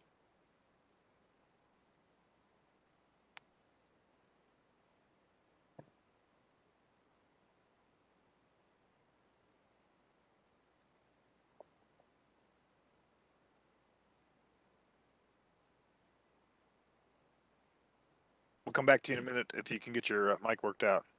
But are there any other comments? And then, wow. I'll say, Mr. Cantrell, this has been a wonderful experience working with you on this project. I can't remember a time on the BPAC since I've been here that we've had better communication and such great responses. Well, thank you very much for your work. Yeah, we've enjoyed presenting to everybody, so I'm happy to come back here as we get at the end of design and show the final product. So great. And Mr. Commissioner Thomas, were you able to work out your mic? Did you have a question? Yes. Okay, just real quick, is there a standard leading pedestrian interval length that NCDOT approves, or are there different lengths given the context of the situation? I want to say the number that I've seen us using uniformly is 3 seconds. yeah, that's what we were talking about. Okay, thank you. Real quick about just logistics. Please go ahead. Yeah, is this what is the timeline as far as kind of final design and city council approval? And I believe everything is funded from an old transportation bond. So kind of what are we looking at as far as general timeline for everything? Yeah, so we'll be going to council. We missed our window for a December council meeting, so it'll probably be in January here, early next year. And then anticipating finishing our design and acquisitions by summer of next year. And starting construction in the fall.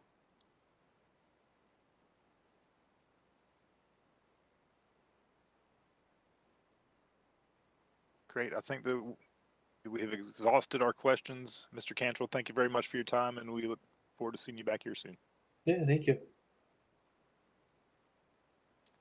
Moving on down the list, we come into Chair's report, and I found my notes from September and our meeting with our liaison, Jonathan Melton, Councilman Jonathan Melton, centered mostly around vacancies, upcoming vacancies on the BPAC, and we discussed potential nominations and what the work on the BPAC was looking like, what we needed to be filled. And so I will say we do have more vacancies coming up. So commissioners, please reach out if you think you have some folks that might be willing to put in the time and have the knowledge and the passion to contribute to this body. Not promising to take anybody we nominate, but they can't hurt for us to put some folks out on the slate for them. Our council liaison got married last month, so we did not have a October meeting with Councilman Jonathan Melton. He was busy, and we will catch up with him this month and continue the reports at that time. Oh, also in September, we discussed the BRT letter, which we were keeping him abreast of how the edits were going and when we would present it to council. And I believe we discussed this at the last commission meeting, but that was read to the council, and the response was that transportation staff would look into the question of the shared bike lane on, or the shared space or the bike lane on the BRT path. So that issue will be coming back eventually. We'll report on it at that time. At this point, we can start turning it over to the committee reports. And I will start with Mr. Tong. Do you have a planning committee report for us today? Meeting last month with Paul Black, which was his last meeting before leaving us. We talked a little bit about the prototypes for neighborhood bikeway signs, and that was about it. Thank you. And Mr. Caruso, what have you guys been doing at the policy committee? Yeah, so this month we actually met on Friday because Thursday was Veterans Day. So this month we talked kind of continuing the conversation about the city's adopted bike plans, ped plans, things like that, and just kind of overall policy in relation to new development and how those kind of intertwine.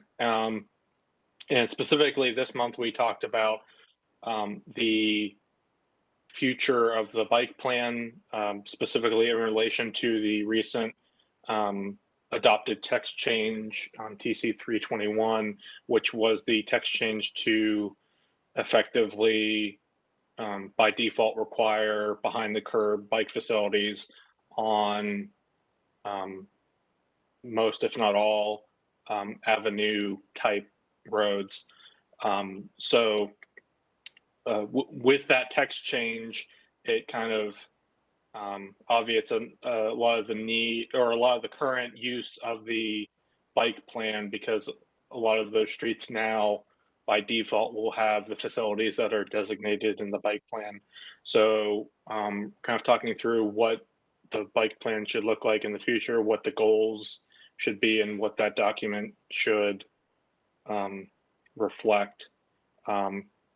So we're still working through that, and also talking about starting to include a kind of new type of facility that we don't really have very many examples of in the city, but hopefully we will in the future, is kind of multi-use paths that aren't connected to streets and are not greenways. So currently we don't really have a good way to, we don't really have a way to handle that. They're just kind of, most of them are just kind of randomly happen here and there as part of some project or whatever. We don't really have a dedicated program for that. But things like, for example, connecting a cul-de-sac through a small property to a greenway, or connecting a street to another street, but not via a street.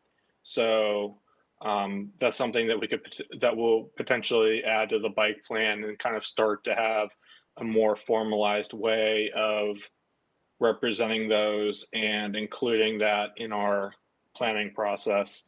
Ideally, starting to improve connectivity for the bike network beyond just bike facilities that are parallel to city streets. And that's pretty much it for now. Conversations are continuing on on a number of those things. Thank you very much, Mr. Caruso. Yeah, Mr. Neptune, y'all have had a taste of what he has been up to from our public comment section, but would you fill us in on everything else, please? Just briefly, I'd like to share that for outreach and engagement this month, we spoke at length with each other about the robust activity of Walktober. All of last month, we found events and activities, including the centerpiece that was Stroll in the Streets, celebrating, acknowledging our pedestrian infrastructure and encouraging healthy youth use of it. We wanted to acknowledge and give our thanks and gratitude to all of our city staff, the person, and all the folks across city transportation, RPD, Parks and Recreation, and all the various departments and offices that came together to pull off Stroll in the Streets. We're looking forward to seeing that unfold again next year. I think it was discussed, Ms. Hatchell can correct me if I'm mistaken, but I think we wanted to find time as a commission to perhaps offer up, our thoughts and encouragement to the city to do it again. We've all received very positive feedback from folks who participated, folks who have recently moved to the city, folks who've long lived in the city, who appreciated the occasion to get out, to sort of reclaim the public realm, if you will. But honestly, it was also an occasion to meet and engage with folks from across the city, again, city staff, offices, and departments, but also to meet and engage with each other, with businesses, with vendors. And I think that there is a deep appreciation for that. And I think that folks want to see it happen again, if not more than once in the coming years, quite frankly. Separately from, Walktober and Stroll in the Streets, there was a conversation about getting together for another Greenway cleanup in January or February of 2022. So I would encourage our commissioners to be on the lookout for another occasion to get together with each other and hopefully with folks from our community to join us in cleaning up along our greenways. And finally, there was certainly a lot of activity with our business owners and our business community to let it be known that we are here as, a conduit for their concerns. Again, business owners and operators, they're not anti-bike lanes. If anything, they're all about it.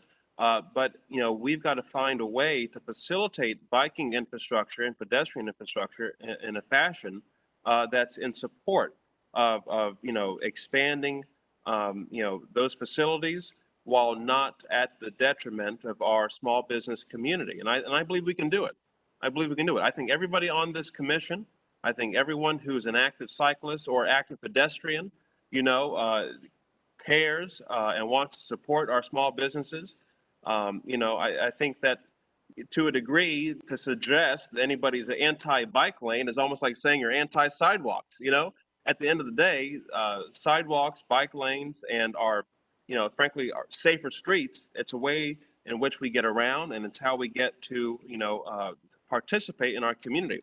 Last but not least, I do want to make a quick comment on a conversation that I had with an older African-American female who attends a church in downtown Raleigh, right there at the corner of Wilmington and Morgan. I think it's First Baptist, if I'm not mistaken, a historic church that was in fact a part of the historic church walking tour. And I want to bring it up because, you know, she shared with me something I thought was so interesting and worth, you know, hearing on behalf of the commission. As far as, look, you know, this is an older woman who's not anti-bike lanes, but after decades of attending the same church at the corner of Wilmington and Morgan, a predominantly black church, you know, as she's gotten older and as she's taken to realizing that the arthritis in her knees has caused her to need to park as close as possible to her church so she can attend on Sundays, it seemed like all of a sudden, you know, a protected bike lane showed up, blocking her access to where she would park for so many months and years and et cetera, to go to church. And, you know, she shared this with me as far as the context being, look, I'm not anti-bike lanes, but it would mean a lot to me if the folks who are responsible for building out the biking infrastructure would at least meet with us, talk with us, chat with us, engage with us. So the bottom line is this, you know, people are not, you know, born out into the world anti-bike lanes, okay? A lot of it has to do with folks who just simply haven't had the opportunity to be a part of the conversation about the growth of our community. We're living and sharing in a space together. And I think at the end of the day, we all appreciate being able to walk around, bike around, and getting to wherever we're trying to go safely. And so I think we should double down on every opportunity and occasion to engage and be in conversation with each other as we seek to make these investments and improvements right here in our backyard. So with that, I'd like to cede the floor. Thank you, Mr. Chair. Thank you, Vice Chair Neptune. All right. Moving on down the list, that brings us to staff reports. And Ms. Godwin, would you like to take care of staff reports for us, please? Sure thing. So just one quick thing for me. I mentioned last month that the city was on the verge of installing our first dedicated scooter parking infrastructure. That was installed the first week of November. And so we're very happy to have 13 new parking corrals on the ground. 8 of those are on Glenwood, and then 5 are on a couple of the intersecting streets right there towards the corner intersections.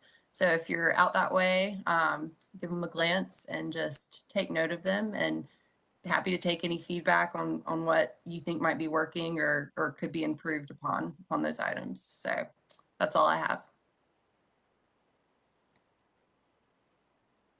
Date on the 2 new bike share stations, when they'll be going live? Yes, so we're still working with Duke Energy to finalize the power connections to those. Hopefully by December, they will be online, but still kind of working out those scheduling last minute items of getting power turned on.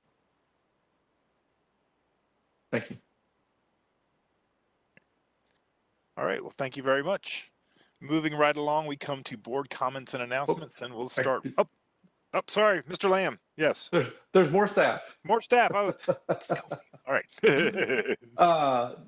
Just a quick reminder that the text change that the city council adopted for moving the bike lanes behind the curbs, we're working on updating all of the design specs and city standards that go into our technical manuals.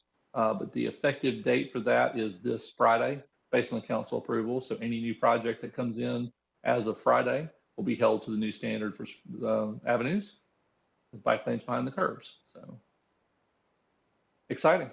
I will remind everyone, we sent out a doodle poll to look at doing a social for the commission to celebrate the terms of Liz Hester and Susan Hatchell, and also the recent departure of our bike head manager, Mr. Black.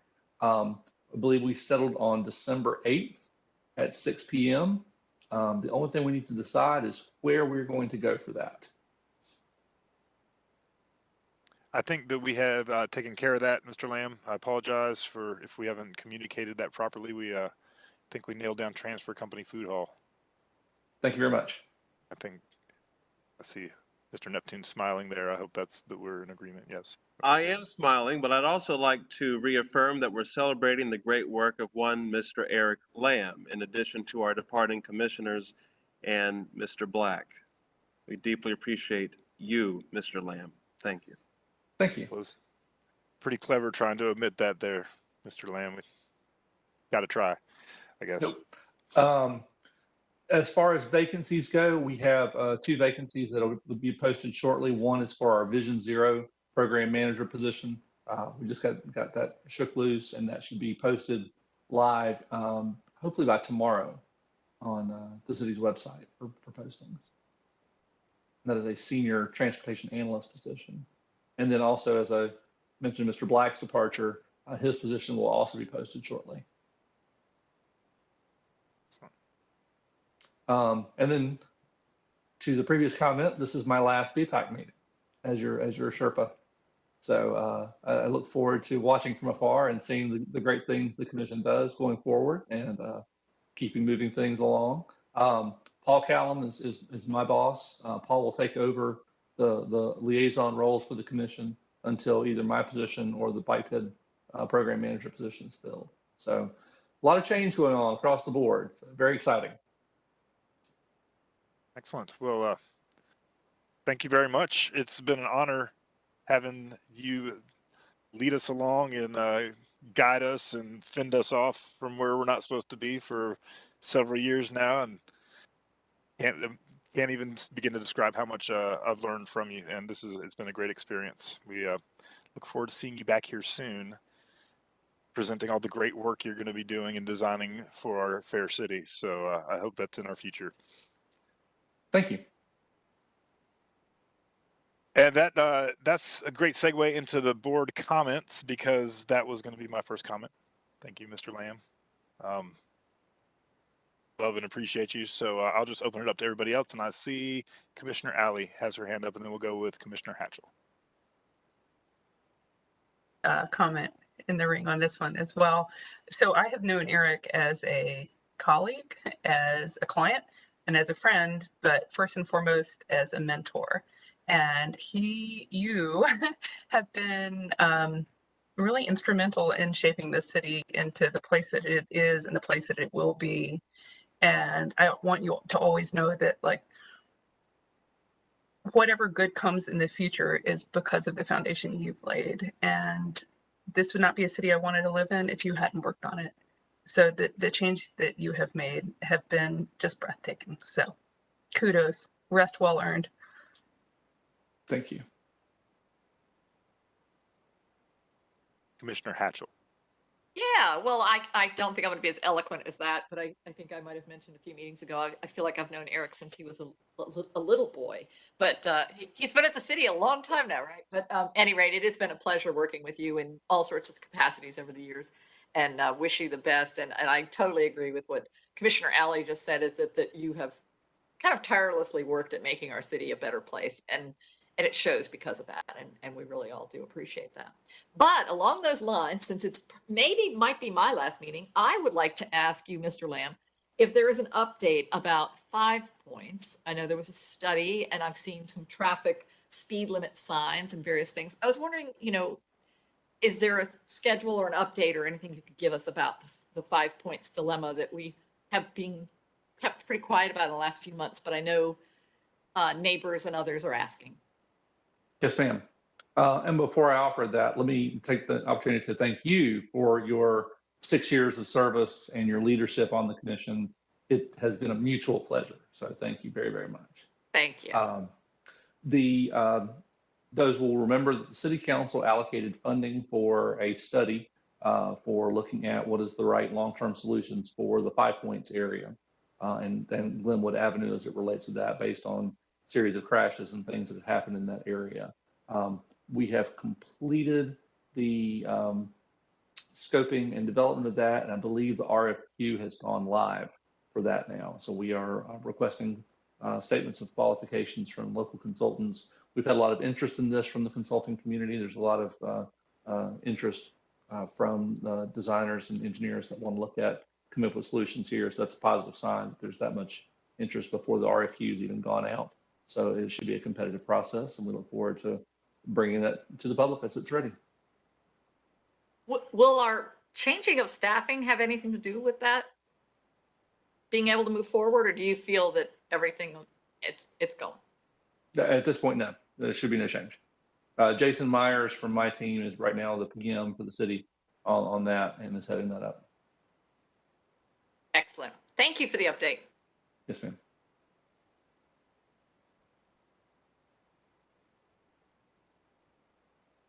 Commissioner Gellenbeck.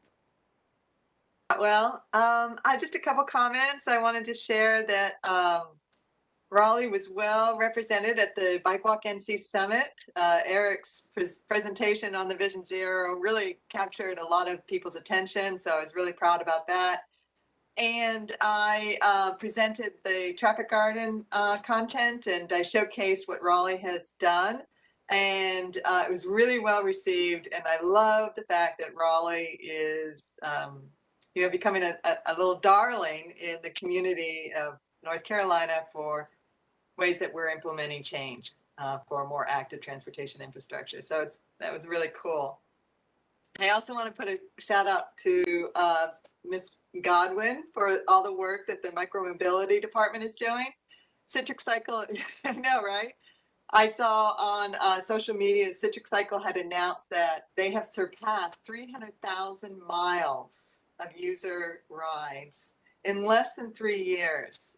That is just, to me, remarkable, and it should be shouted from the rooftop. So thank you so much for all that you do in promoting that program. And I think that the changes that we're experiencing is also contributing to it. And last but not least, and Mr. Lamb, I know you're on your way out, but I really wanted to address leaves dumped in bike lanes during leaf season. And I think it's very important for us to continually state that homeowners that do have bike lanes in front of their homes, or homeowners that are on roads that do not have any shoulders, are not permitted to drop their leaves in vehicle traffic lanes. And I believe the same should be applied for bicycle lanes. And it's a real issue and a concern of mine. And I really don't know what the solutions are other than policy changes, but if we could at all prioritize leaf cleaning on those roads that have our bike lanes, that would, I think, be a great place to start. And so with that said, I'll let you comment. And Ms. Gellenbeck, today you're not in the city code. You're not supposed to put your leaves in the street. Period. Leaves are supposed to be behind the curb on all streets. Well, isn't that interesting? Yes, ma'am. So, with that, and if I see a violation and these leaves are piled up in bike lanes, what is that the public can do to mitigate it? Well, look here with Paul Callum, I believe folks could contact our field services and lodge that complaint. Could they not, Paul? Yeah, that's right. It's probably just best to call the 996-3030, and then we can route that over to our street maintenance crew there, Commissioner Gellenbeck. Mm-hmm. Okay, will do. I do want to identify Lassiter Mill as a huge violator of this. This is a really great road. It's there's a private school on there from K to 8. There's an elementary school on that road. There is a greenway that crosses that road. It links you up to a shopping complex. And last year, the leaf piles were multiple, and they stayed until that street actually got the street cleaning. So I just don't think that we're communicating to homeowners well enough.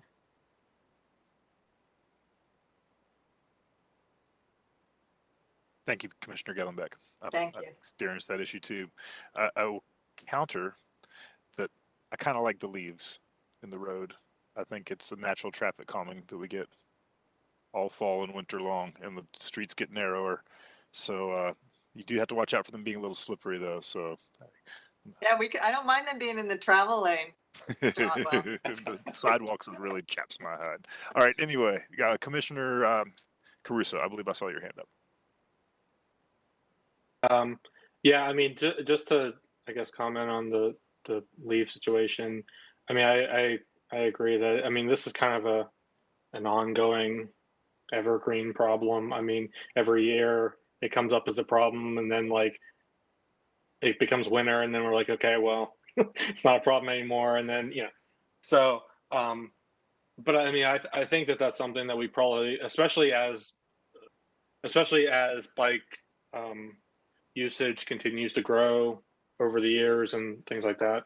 I'm not sure if the street sweeper, bike lane street sweeper that city has or will purchase can or is intended for this purpose, but potentially.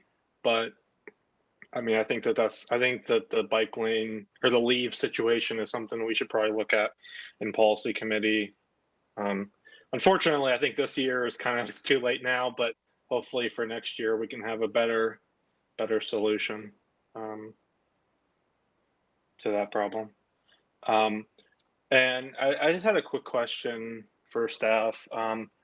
The intersection at Harrington and Edenton, I know that new development is going up there. I don't remember the name of it, but I believe there was some talk a while back about a traffic study and things like that.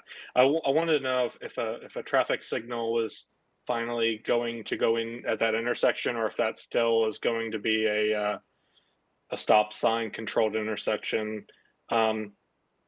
For a number of reasons. I mean, I think that intersection has always been kind of uncomfortable and dangerous, both as a driver and especially with our new bike facilities on Harrington, and as it continues to be extended down to P Street, hopefully more people will be using it. With traffic free flowing from Edenton, trying to jump across those 3 lanes can be a little hairy. So I was wondering if that new development is triggering a signal at that intersection finally, or if that's something that we still have to look at independently. We'll have to research that. I'm not sure if that was a requirement as part of the development plan or not. I know we had looked at that as part of the West and Harrington project originally, and thought that the signal was a good idea at that location. So let us research that and get back to you. Okay, thank you. Commissioner Hatchell. Eves for a second, because it's a nostalgic topic for me, because I started 6 years ago this month, and it was that was the first time I see it happening and all that. So it's one of those things that kind of comes and goes, but it's a pretty serious problem when it's there. The point is that what do you do? I did notice this year that when the City of Raleigh article went in the News and Observer, at any rate, it did specifically state in a fairly quick way that it was illegal to put the leaves in the street and that kind of thing. So I think that I'm not big on enforcement and that kind of thing, but perhaps the neighbors who are really in these neighborhoods, that it's an ongoing yearly problem, maybe they do need a little bit more of a nudge. But like I said, that was nostalgic for me because it doesn't ever go away. And Eric, how many years have you been here? Has it always been a topic? Wait till he retires and get him to tell you what he thinks about the leaf collection program then. It's a complex issue, as with many things with the city, as we've talked tonight. Leaf collection is very complicated, shockingly.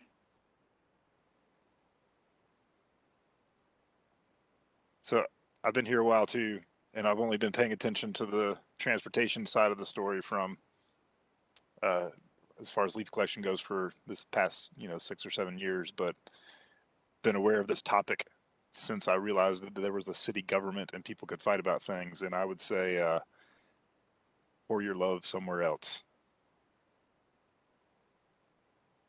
But we all choose our windmills.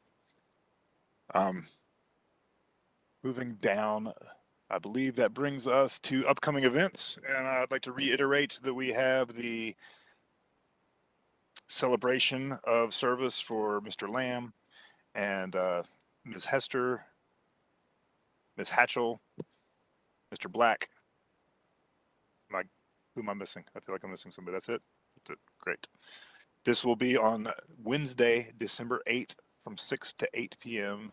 at Transfer Company Food Hall. And we felt that just offered the best flexibility as far as food and if anybody wanted to drink and meeting space. And so we also have a Oaks and Spokes board event there that night. Coincidentally, chose the same time and location. So it's going to be a big bike love party going on in Transfer. I don't have any more announcements off the top of my head. I'll open up the floor for announcements. Mr. Caruso. Yeah, just for upcoming events. I don't know if I'm skipping ahead in the agenda. Let me pull it up. No, that's where we are. Okay. Yeah, I don't know if there's any tickets left, but if there's not, maybe you can buy some off of somebody. But the WRL Night of Lights bike night is coming up. There's 2 nights. First will be November 21st, and the second will be December 13th. So there's was a number of time slots for the event over at Dix Park. So check that out. December 13th? Yes. I thought I remembered December 18th. Were you guys? Well, I think I have tickets for the 13th, so it better be. I must have messed up. Yeah, I got the 13th as well. And I have a few extra tickets if you run up against a wall and want to make a deal. I brought a block. So it was a great event last year, and I'll look forward to it again this year, bringing the whole family. Any other announcements? Events coming up? We are going to have to recruit Mr. Paul Neville back to at least to attend to give us the announcements, because it's a short list without him. We will confirm our next BPAC meeting Monday, December 20th, 2021, our last meeting of 2021 at 6 p.m. Is that a conflict for anybody? Ms. Gellenbeck, Commissioner Gellenbeck. Conflict. All right. Well, okay. I mean, you guys don't need me to attend all of them. Well, no, we will. We'll work with you on your excuse, but I think we'll be okay. And unless we have a larger group of conflicts, we'll stick with the same meeting time. So thank you. And with that, if there's not anything else, Mr. Lamb, it's been a pleasure. Thank you very much. Good luck, and I'll adjourn the meeting. See y'all next time.